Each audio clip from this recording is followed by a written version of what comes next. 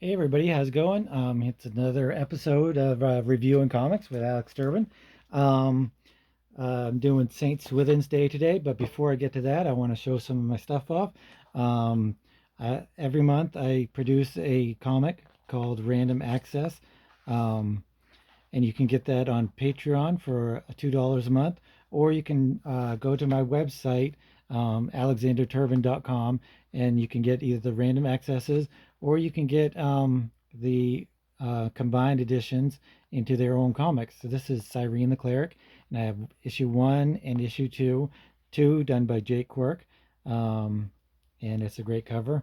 And also there's the Forlorn one and two, and Mutandis, and a bunch of other stuff that you can get again at alexanderturbin.com. And I really appreciate supporting the channel that way. Um, so,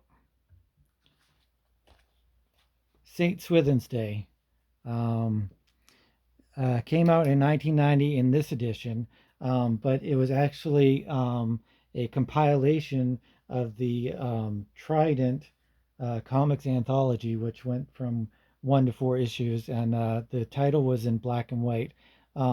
This is in color, thankfully, because I really like the color. Um, but there's kind of a lot to unpack here. It's written by Grant Morrison, who is the writer of many, many, many great things. He's one of my favorite writers of all time, easily. He did Invisibles, Doom Patrol, Justice League, New X-Men. He's done a ton of stuff, both in with DC and Marvel and indie stuff. And he kind of even when he does Marvel and the corporate stuff, he makes it his own, and he kind of turns it on its head. But when he does his own stuff, it's really it's usually heavily political and heavily moralized, and he really has a certain worldview. And I think you either enjoy his worldview or you don't. Um, because I think it kind of intertwines with his comic work and how he writes. I don't see how someone could not agree with his politics or his worldview and enjoy his writing. It's very left leaning, which I'm left leaning. So, I mean, if you enjoy his work as a conservative, I would really enjoy uh, learning about why you enjoy it and how you don't feel that it maybe is either an attack on conservatism or something like that, or maybe you just feel that he's British, so it doesn't translate into American politics or ideologies. But anyway, I digress. It's wonderfully written. It's written in a tone of the Vertigo vein. It's very all of those writers have kind of a similar style, similar way of looking at things. The whole British invasion in comics in the late '80s, I think was fantastic for comic books, and I think it maybe was a trend and a turning point for comics that really I mean, you had the darker things like Dark Knight and Watchmen that came out in the earlier '80s and mid '80s, and then you had the late '80s and early '90s where these British writers, um, you had Neil Gaiman and Garth Ennis and Grant Morrison and Jamie Delano, all that they came over and they just produced this massive body of work, and it was really a different way of looking at things in both comics and culture and everything else. um, so anyway, Saint Swithin's Day is I guess it's a holiday in England or the UK. Um, I'm not sure exactly what it is. Um, Maybe it's like a St. Patrick's Day. I'm not sure. If somebody knows more in detail about St. Swithin's Day, please let me know in the comments. Um, but you have St. Swithin's Day. It was compiled here, and it's about a young boy who has fantasies of killing Margaret Thatcher. which again goes into Grant Morrison's politics.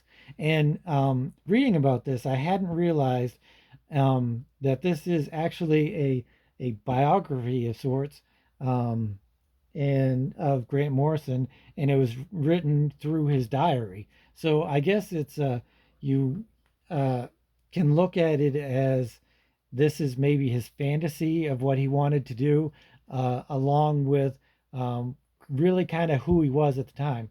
I think that the whole shtick of the British comics invasion was they all wanted to be this dude who was this guy. Um, if you notice in Sandman, all of the people wear like t-shirts, black t-shirts, and black pants and black coats, and which is pretty much Neil Gaiman wears to this day. Um, so in my mind, they all wear the same thing. They all wear white t-shirt, black pants, black coat. That's that's English writers to me. But anyway, the story follows this unnamed guy, and he's 19 years old, and you do find that out. Um, and he's from the very beginning, he's kind of doing a Catcher in the Rye, killing John Lennon kind of thing where he goes and he buys a copy of some books, and he's a literature dude, and he's well read and he's well thought out, but he's very angsty and self-loathing, and he has very really low self-esteem, which is kind of unusual, not unusual, but it's the exact opposite of what Grant Morrison would later write in Kill Your Boyfriend. In that one, you have somebody who pretty much looks exactly like him, only he is super confident and he has high self-esteem. It's like complete opposite storyline. It's um, it's violent in that, and it's imagined violence in this. So I'm going to review that at some point too, because that's one of my favorite comics. Um, but anyway, so it just basically the plot is very simple. This guy, this unknown dude, is going to kill Margaret Thatcher, who has a speaking engagement at some point. So he lives in a town outside of London, and he's made his way into London, and he's going to hang out there for like 3 or 4 days and prepare for shooting the prime minister, who he thinks is evil. Um, it just basically slowly goes through things that he does. He's always eating, he's always reading, he's always just hanging out, checking out the environments. He's just um, you know killing time until what he perceives he has to do. But he's so angsty and has such low self-esteem, um, that's a central theme throughout the whole comic book, is that he's not there. Um, he's obviously intelligent, but he's conflicted. He's young. He just doesn't know what is going on with his life. There's also some mental illness involved because um, he sees people. He imagines different things happening in his life that don't actually happen. At one point, he has a conversation with he's in this diner, and he's kind of looking at this blonde girl, and he's imagining what his life would be like with her. And this other girl, this brunette, starts talking to him, and like they're best friends, but really you notice that she's not even really there, and it's all in his mind. So there's a certain amount of mental illness going on there. It maybe it's his imagination, that could be, but I tend to think it's mental illness and depression. And so the artwork is beautiful. It's cartoony, not too cartoony. It's got a lot of different landscapes and a lot of different buildings and locations, and they're all beautifully rendered, not going overboard with the rendering. And the because it's actually done by Paul Grist, who's done some Grendel and Drudge Dredd, and he's done some other stuff. So he likes to be in the darker darker vein of things. He likes to do that, which is this is kind of a dark book. It's kind of emotional, kind of dark, kind of thought provoking.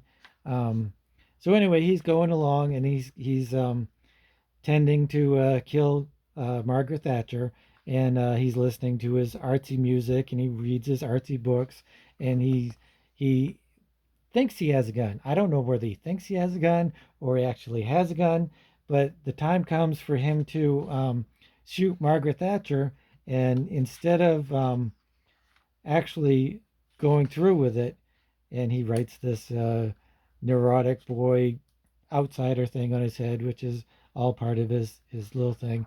But instead of actually shooting her, he takes his hand out and points it at her, and so it goes bang.